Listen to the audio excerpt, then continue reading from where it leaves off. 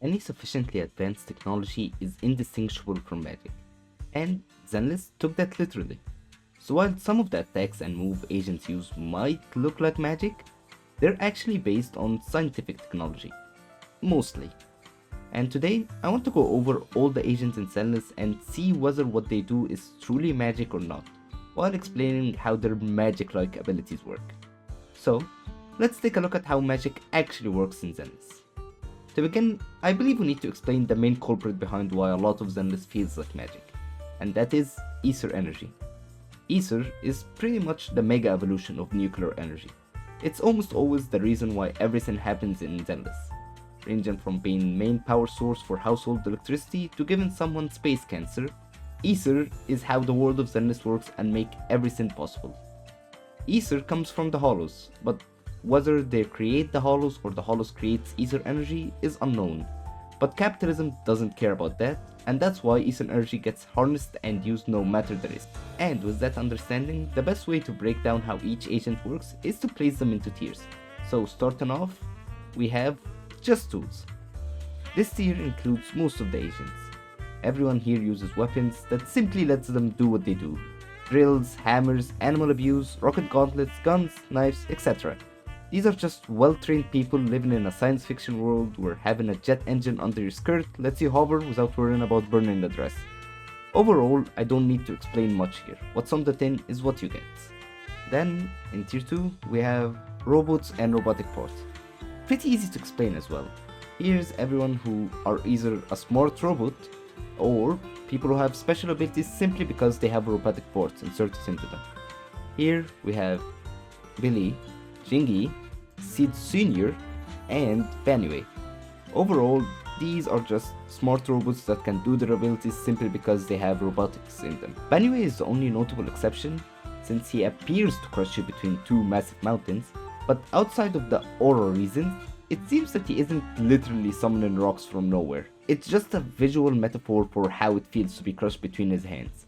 So be careful hugging him if you care about your spine. Then, for the robotic parts, we have Caesar, Lycon, Trigger, Orphe, and Jufufu. Here, everyone just has special robotic parts that let them do what they do. Caesar was their shield arm, Lycon was his prosthetic legs that shoot like engines, Orphe was having Magus stuck to her and being a freaking gun, and Trigger having her sensors that let her see through ether technology even if she is blind.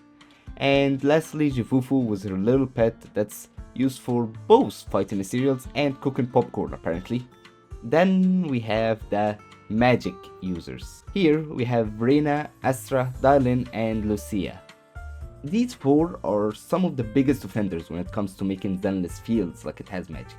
But most of their abilities are still rooted in science fiction. So let's start with Reina. Reina, her floating might look magical, but it's confirmed that her dress uses two magnetic fields at all times, letting her hover above the ground.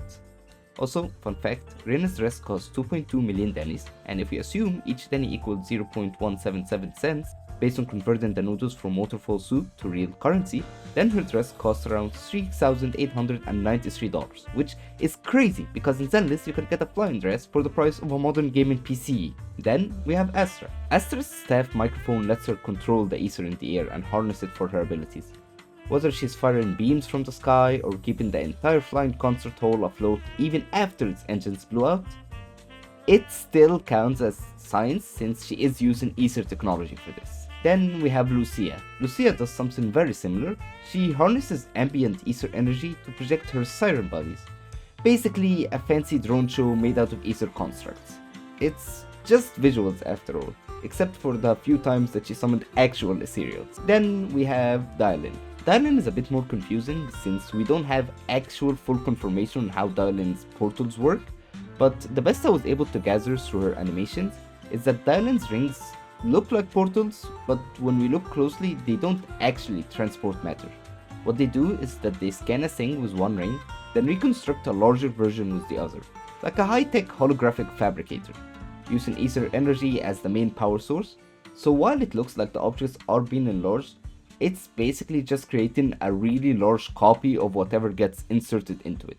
We are really borderlining here on what science and magic is, but again, it's fine, it's still scientific technically.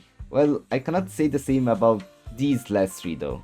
Here we have the tricky ones, the Void Hunters.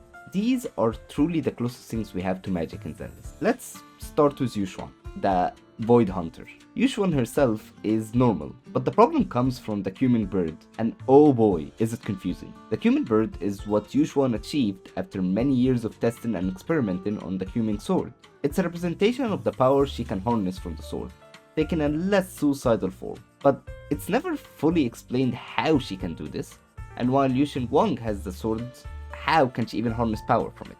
But to keep this scientific, the Cumin bird is simply a holographic representation of the power Yushuan channels through the Cumin sword, like pulling water through a hose. It looks magical, but it's still technically science since she's harnessing the power through what seems to be some sort of technology slash Taoist arts. But alright, for Yushin Guang and Miyabi, this is where I unfortunately have to tell you that technically this is clickbait. These two units are somehow the biggest example of unfortunately I don't have an explanation of just yet. As we know in lore as of right now, all we know about them is that they are characters who use Void Hunter weapons.